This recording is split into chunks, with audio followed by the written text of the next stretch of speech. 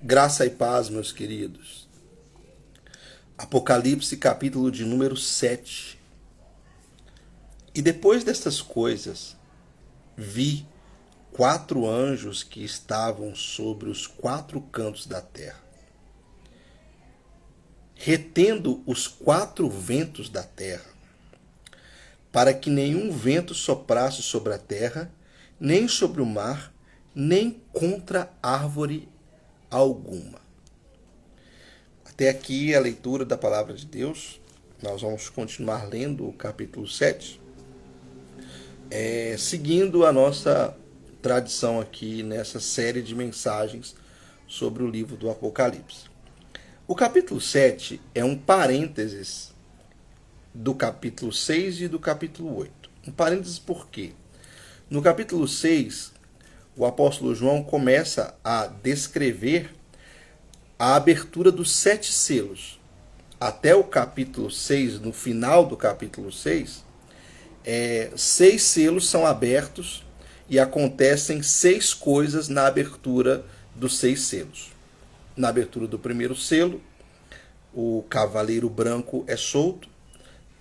No segundo selo, o cavaleiro vermelho é solto. Já falamos que o primeiro cavaleiro a gente não sabe quem é.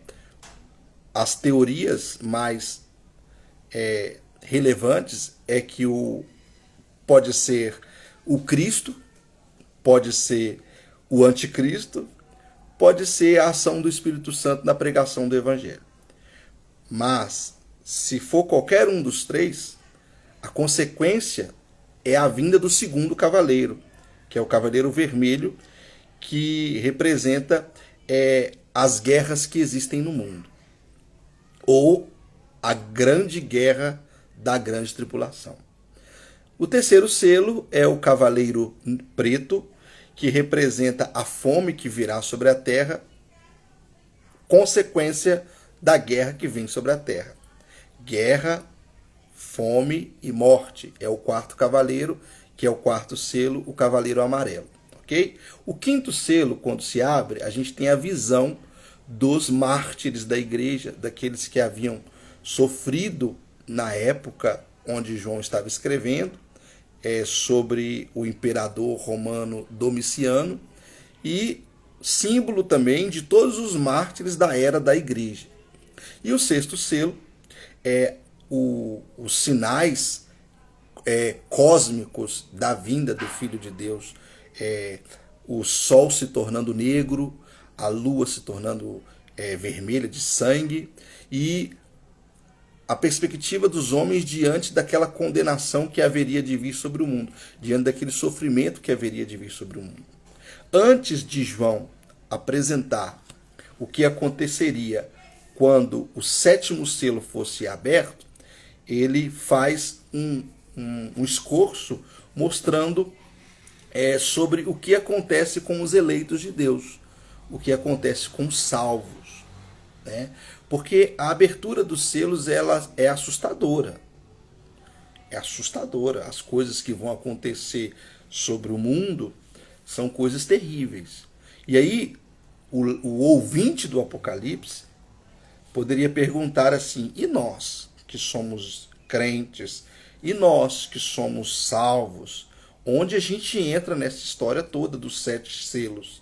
E aí João faz essa parte, né, apresenta essa parte como um parêntese do que vai acontecer sobre o povo de Deus, os eleitos de Deus. Ele começa dizendo que o anjo de Deus, né, ele viu 4 anjos de Deus, e esses 4 anjos de Deus detêm os 4 ventos da terra, ou seja, os 4 pontos cardeais. O que essa passagem está querendo dizer para nós? Que Deus, ele é o Senhor absoluto do tempo e da história. Deus que está determinando todas essas coisas. Todo esse juízo vem sobre a terra, e Deus é aquele que protege os seus eleitos. Deus é aquele que guarda os seus servos. Versículo 2 do capítulo 7. E vi outro anjo subir da banda do sol nascente, ou seja, o outro lado da terra, e que tinha o selo do Deus vivo. E clamou com grande voz aos 4 anjos, a quem fora dado o poder de danificar a terra e o mar. Ou seja, aqueles 4 anjos que estão detendo os 4 ventos, eles foram chamados por Deus para trazer o juízo sobre a terra. Ok? E esse anjo se levanta. Observe uma coisa. Esse anjo, ele tem o selo do Deus vivo. E o que ele diz? Não danifiqueis a terra, nem o mar, nem as árvores, até que hajamos assinalado na testa os servos do nosso Deus. Ou seja, um anjo surgiu no meio dessa cena toda, dizendo: nós vamos marcar, nós vamos selar aqueles que são os servos do nosso Deus. Ou seja, este anjo, que é um mensageiro de Deus, falando com aqueles 4 anjos que também são mensageiros de Deus, dizendo que existem pessoas que vão ser seladas com o selo de Deus. A pergunta é: o que é este selo de Deus? O que é o selo de Deus sobre estes que serão assinalados? Os livros da antiguidade, quando eles eram enviados para uma pessoa importante, ou para uma família, ou no caso do Apocalipse, que foi um livro escrito, enviado para as igrejas da Ásia Menor, esses livros eles eram selados. E este selo, ele tinha a inscrição de quem o selou.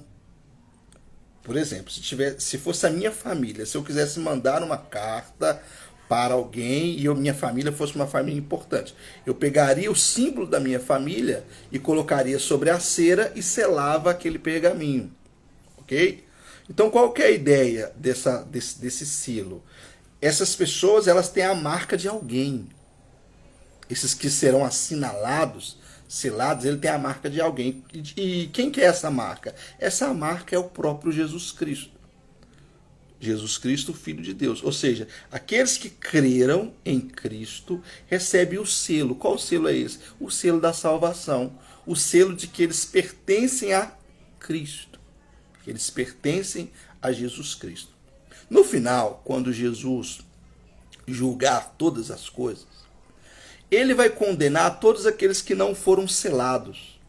Ou seja, todos aqueles que não têm o selo de Deus. Ou seja, todos aqueles que não têm a fé em Jesus Cristo já estão condenados. Aqueles que receberam este selo de Cristo, o selo da salvação, serão salvos no dia do juízo final. Então, esse anjo, ele vai selar os eleitos de Deus. E ouviu o número dos assinalados. Tem um número. Não é qualquer pessoa que vai receber o selo de Deus. Tem um número. E qual é esse número? Olha só. E eram 144 mil assinalados de todas as tribos dos filhos de Israel. Aqui é o problema do texto. A gente tem um problema. O texto não é simples de você interpretar. 144 mil é um número hiperbólico. É 12 dúzias de milhares. Ok? Entenda uma coisa. Matemática apocalíptica é diferente de matemática não apocalíptica. Na matemática, 1 mais 1 é 2. Na matemática apocalíptica, 12 mais 12 pode ser outra coisa. Ok? Então esse número, ele é um número hiperbólico. Em qual passagem da Bíblia aparece a expressão 144 mil? Desconhecemos. Esse 144 mil é um número que representa a totalidade daqueles que foram selados por Deus. Agora presta atenção. Os teólogos, eles vão se dividir acerca da natureza destes que foram selados. Um grupo de estudiosos vai dizer que esses 144 mil que foram selados, que receberam o selo de Deus, que receberam Jesus Cristo como Senhor e Salvador, são os judeus de Israel que estiverem passando pelo período da grande tribulação. Ou seja, 144 mil, repito, é um número hiperbólico. Ok? Você não tem que contar. Existem 144 mil judeus. Existem 144 mil pessoas fiéis. Existem 144 mil crentes. Não. 144 mil é um número hiperbólico que representa a totalidade daqueles que foram salvos. Um grupo de teólogos vai dizer, são 144 mil que foram salvos no período da grande tribulação que há de vir sobre o mundo inteiro, regida pela pessoa do anticristo. É uma linha de interpretação. Pode ser? Pode ser, não tem problema. Uma outra linha de interpretação vai dizer o seguinte, não é Israel literal, não é a nação de Israel literalmente. Israel aqui é o povo de Deus. É aqueles que creem em Deus, quer sejam judeus, quer sejam não judeus. Quer sejam judeus, quer sejam gentios. Os 144 mil que foram selados no período da grande tribulação são os crentes que passaram pelo período da grande tribulação. Crentes judeus e crentes não judeus. Então são duas linhas de interpretação. Um grupo que são os dispensacionalistas, né, os não aliancistas, vai dizer que esse 144 mil selados são os judeus que passaram pelo período da grande tribulação. E os aliancistas vão dizer que não, que 144 mil é a igreja, é os servos de Deus que passaram por essa grande tribulação. O texto diz que é povo de Israel, olha só, de todas as tribos dos filhos de Israel. Da tribo de Judá havia 1.000 assinalados, da tribo de Rubem, 12 mil, da tribo de Gade, 12 mil. Vai falar agora de 12 mil de cada tribo, e algumas tribos não aparecem, e o detalhe mais interessante é que ele não começa a narrar os 12 mil de cada tribo pela tribo de Rubem. O Rubem era o primogênito, não sei se você lembra, o primogênito de Jacó. O primeiro era Rubem, o segundo era Simeão, e o terceiro era Levi, e o quarto era Judá. Lembra disso? Jacó teve 12 filhos, o primeiro Rubem, o segundo Simeão, o terceiro Levi e o quarto Judá.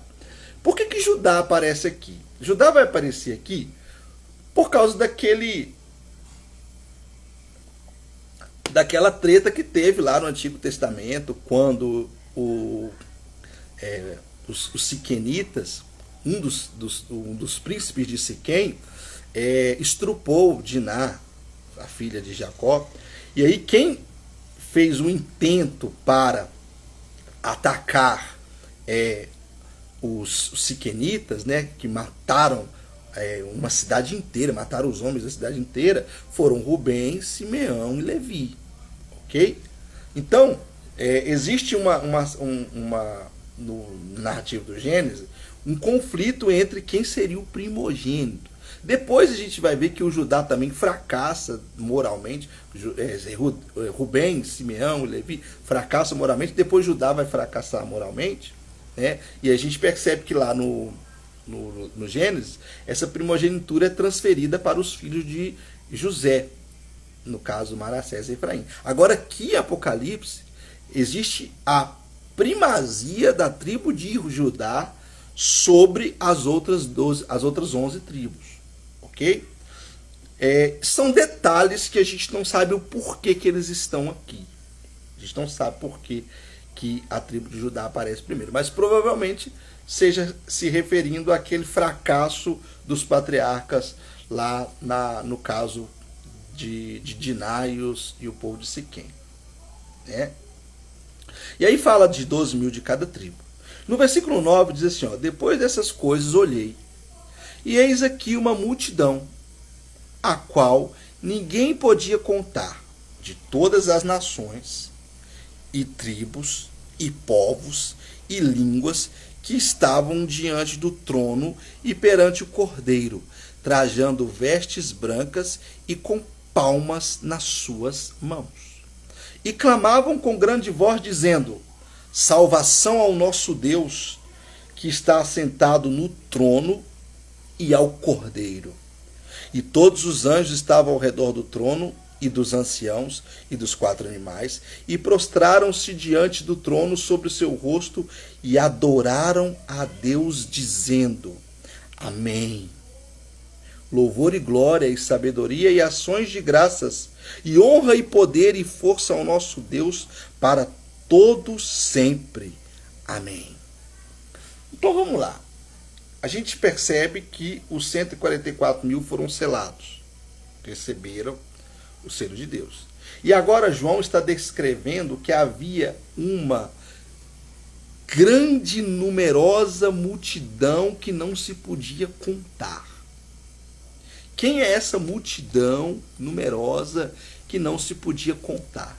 Nós entendemos que essa multidão é os 144 mil que aparece lá no versículo número 4. Ou seja, são todos aqueles que foram salvos. Os salvos da grande tribulação, do período da grande tribulação, e os salvos de toda a era da história da igreja, todos aqueles que foram salvos, ok? Então, a gente acredita nisso. Tem os estudiosos que vai fazer uma distinção entre salvação dos israelitas, dos judeus, e salvação dos não-judeus. O que o texto está mostrando é que existe, a parte mais importante também, né, sem a gente ficar entrando demais nesses conflitos teológicos, a coisa mais importante da gente entender é que existe uma salvação diante dessa tribulação, diante desses 7 selos que estão sendo abertos, diante de todo o sofrimento que o cavalo vermelho, o cavalo preto, o cavalo amarelo e o cavalo branco vai gerar sobre o mundo. Existe uma salvação mediante a ação do anticristo no mundo, existe uma salvação mediante o mal que a gente está vivendo no mundo, o mal que a gente está vendo no mundo. Existe um Deus que nos ama e que nos salva. E aqui no texto você percebe que a glória é dada somente a Deus. Todos estes da multidão estão prostrados diante de Deus, adorando a Deus, e aparece mais uma vez, né, os 24 anciãos, as miríades de anjos de Deus e os 4 seres viventes, adorando a Deus com a totalidade daqueles que foram salvos. Ok? Então Deus está dizendo nesse texto: eu vou trazer o juízo sobre a terra. Mas além de trazer o juízo sobre a terra, eu vou selar os meus eleitos. Eu vou salvar aqueles que são meus. E um dos anciãos me falou: estes que estão vestidos, esse detalhe é muito importante, tá? Que estão vestidos de vestes brancas, quem são e de onde vieram? E eu disse-lhe: Senhor, tu sabes. E ele disse-me: estes são os que vieram da grande tribulação, lavaram as suas vestes e as branquearam no sangue do Cordeiro. Por isso, estão diante do trono de Deus e o servem de dia e de noite no seu templo. E aquele que está sentado sobre o trono os cobrirá com a sua sombra. Então o texto diz claramente: estes são os que lavaram as suas vestes e as branquearam. Eles vieram da grande tribulação. Ou seja, haverá grande tribulação sobre o mundo. Ok? Vai haver uma grande tribulação. Lembra daquilo que a gente falou lá no começo. Pode ser que essa grande tribulação aqui já tenha acontecido. Pode ser que sim. Pode ser que não. Tá? Pode ser que ainda haverá de vir uma grande tribulação sobre o mundo. Pode ser que sim, pode ser que não. Por que eu sempre falo isso? Porque nos meus diálogos com pessoas que lidam com escatologia, fica parecendo que as pessoas estão aguardando um grande mal sobre o mundo. E esse grande mal que há de vir sobre o mundo, essa grande tribulação que há de vir sobre o mundo, ela pode ter acontecido na época do imperador Domiciano. Esse texto pode estar se referindo àquelas pessoas que passaram por aquela tribulação do imperador romano Domiciano, ok? Mas não descartamos a hipótese de interpretar o Apocalipse de modo futurista. Eu, particularmente, Israel, o que você acredita? Eu acredito que no futuro vai haver uma grande tribulação sobre o mundo. Eu acredito nisso, pessoalmente. Mas é possível que essa grande tribulação já tenha acontecido lá no primeiro século. Entendeu? É possível. Então a gente não tem que se prender na expectativa da grande tribulação. A gente tem que se prender na expectativa da vinda de Jesus, do advento do Messias, de que em breve nós estaremos com Ele, louvando a Ele, adorando a Ele, com as vestes brancas, recebendo da parte de Deus roupas brancas, e além de serem brancas, elas são lavadas. E elas foram lavadas por quem? Elas foram lavadas pelo sangue do Cordeiro. O que é o sangue do Cordeiro? Quer dizer que Jesus pegou o sangue dele e passou na nossa roupa? Não. Toda vez que você vê a expressão sangue do Cordeiro, o sangue de Jesus, essa palavra, o sangue de Cristo, o sangue do Cordeiro, ela é uma figura de linguagem que representa o sacrifício de Jesus na cruz do Calvário. Tá? Não é o sangue vital de Jesus que purifica a humanidade dos seus pecados. É o sacrifício que ele fez na cruz que nos purifica dos pecados. Quando fala o sangue de Jesus, é uma referência ao ato de Jesus na cruz do Calvário. Ou seja, o ato de Jesus lá na cruz do Calvário lavou as nossas vestes. Nos deu uma nova veste. A melhor figura de linguagem para você entender essa questão das vestes brancas e lavadas é você lembrar da queda de Adão. Quando Adão caiu, ele ficou nu. Ou seja, ele se sentiu envergonhado diante de Deus, porque realmente ele estava envergonhado diante de Deus. E o que Deus fez? Deus foi lá, matou um cordeiro no Éden, com a sua pele, ele fez uma roupa e cobriu Adão e Eva. Ok? E eles foram cobertos pela pele do cordeiro. O que vai acontecer conosco é a mesma coisa. Nós estamos vivendo a nossa vida no pecado, nós somos pecadores. Nós estamos nus diante de Deus. Mas lá na cruz, Jesus Cristo com o teu sangue, ou seja, o seu sacrifício na cruz, ele nos garante que Deus vai nos dar uma roupa branca, lavada pelo sacrifício de Jesus na cruz do Calvário. E quando a gente tem esse sacrifício, esse selo, como o texto diz, aqueles que foram selados, aqueles que receberam as vestes brancas, aqueles que lavaram suas vestes do sangue do Cordeiro, são salvos. Nós temos isso, e por termos isso, nós temos acesso à presença de Deus para todo o sempre. E o que acontecerá com estes que foram lavados? Versículo 16 do capítulo 7. Nunca mais terão fome. Observe. Nunca mais terão sede. Nem sol, nem calma alguma cairá sobre eles. Ou seja, todo tipo de sofrimento que a gente tem no corpo, nós não vamos ter mais.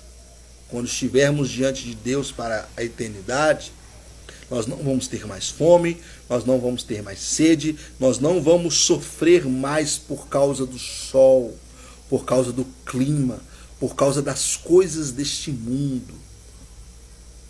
Agora, nesse exato momento, nós estamos vivendo um tempo de muito calor, e esse calor nos fere, não é? Esse calor não traz um certo incômodo para nós. Minha testa está suada, porque está muito quente. Então não haverá mais este tipo de incômodo no reino de Deus. Não haverá mais nenhum tipo de sofrimento no reino de Deus. Por quê? Versículo 17. Porque o cordeiro que está no meio do trono os apacentará. Olha que coisa sensacional aqui. Você percebe que quando João escreveu o Apocalipse, o tempo todo ele retoma temas que ele já colocou.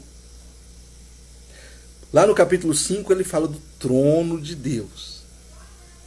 Lá no capítulo 6 ele fala, na verdade o capítulo 4 ele fala no trono de Deus. No capítulo 5 ele fala que existe um cordeiro no centro do trono. E aqui ele retoma o capítulo 4 e o capítulo 5, falando, ó, porque o cordeiro que está no meio do trono, ou seja, Jesus Cristo, que está no meio do trono, os apacentará. Nós seremos pastoreados pelo próprio cordeiro. Nossa vida, a gente tem momentos de muita dificuldade. Eu não sei se você já passou por momentos de muita dificuldade na sua vida. Hoje mesmo eu lembrava de uma fase da minha vida que foi muito difícil. Foi muito difícil. A minha mãe tinha, tinha, né, 3 irmãos. E eles viviam em um lote, onde morava minha mãe e os 3 irmãos. E quando meu avô morreu, os irmãos decidiram vender o lote e dividir o dinheiro. Ok? Aí cada um dos irmãos ficou com uma parte. E a gente ficou sem ter onde morar. E eu lembro que a gente passou muita dificuldade. E o meu tio, que era casado com a minha falecida tia Cristina, ele propôs para minha mãe, ele falou assim, olha, Lúcia, eu vou comprar para você um terreno. Onde eu vou comprar o meu terreno? Minha mãe, eu lembro que na época ela ficou relutante. Não vou comprar. Eu tinha um padrasto na época que era difícil. E ele dizia, não compra não. E graças a Deus, meu tio Adalberto convenceu a minha mãe de comprar aquele terreno. Né? Então, naquele momento da nossa... Se a minha mãe não tivesse comprado aquele terreno, naquele dia, naquela época, a nossa vida com certeza seria muito mais difícil do que foi. Né? Minha vida foi muito difícil. Mas se meu tio não tivesse conseguido convencer minha mãe de comprar aquele imóvel, nós teríamos vivido uma vida muito mais difícil do que nós vivemos.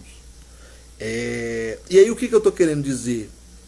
O meu tio, ele foi uma espécie de pastor para minha família. Ele foi o cuidador da minha mãe, meu cuidador, e o cuidador dos meus irmãos. Se ele não tivesse feito isso, se ele não tivesse nos pastoreado, nos apacentado, nos mostrado o caminho, hoje, por exemplo, minha mãe mora na casa dela, ela não precisa pagar aluguel, ela tem uma casa própria. Se o meu tio não tivesse feito isso, não tivesse apacentado a nossa vida naquela época, hoje nós estaríamos vivendo uma situação completamente difícil. Então, Deus vai colocar na nossa vida pessoas para nos apacentar. Deus vai colocar na nossa vida pessoa para cuidar da gente. Às vezes é uma pessoa que aparece na sua vida quando está tudo difícil. Um amigo, um colega do trabalho, um patrão que arruma um emprego para você. Você está num momento difícil, está desempregado, as coisas não dão certo. Aí Deus coloca um patrão na sua vida, Deus coloca alguma pessoa para cuidar de você. Ok? Esse cuidado é um reflexo do cuidado eterno de Jesus Cristo no reino de Deus. É para a gente sentir um pouco do apacentar de Deus no nosso coração. Então, hoje, lembrando dessa situação, Deus cuidou de nós, da minha família, nesse momento. E Ele cuidará de nós por toda a eternidade. Jesus Cristo é um pastor melhor que o meu tio Adalberto foi. Entende? Jesus Cristo é um pastor melhor do que essa pessoa que está te dando um conselho. Às vezes você está num momento desesperador. Você não sabe o que fazer. Aí chega aquela pessoa e fala, olha, não faça assim, faça dessa forma. Essa pessoa apacenta o seu coração. Ou até mesmo o pastor da igreja, que você foi no culto, ele deu uma palavra lá e aquela palavra serviu para a sua alma. Então, todo apacentamento na vida é um reflexo do apacentamento celestial, do apacentamento eterno que teremos com Jesus Cristo. Para a gente finalizar, olha só o que diz o texto. Porque o Cordeiro que está no meio do trono os apacentará e lhes servirá de guia para as fontes das águas da vida. Presta atenção nessa figura de linguagem. Você ser conduzido pelo próprio Cordeiro às fontes das águas da vida. Você vai beber de uma água que te dá vida. Não uma vida qualquer, mas uma vida abundante em Cristo Jesus. E ele continua. E Deus limpará de seus olhos toda lágrima. E Deus limpará de seus olhos toda lágrima. O que isso significa? O que são as lágrimas aqui? As lágrimas aqui é o sofrimento que a gente tem na vida. É o sofrimento que a gente tem desde quando a gente nasce até o dia da nossa morte. Um dos pais do deserto, eu não lembro se é Santo Antônio, ele fala o seguinte, que a vida é um vale de lágrimas.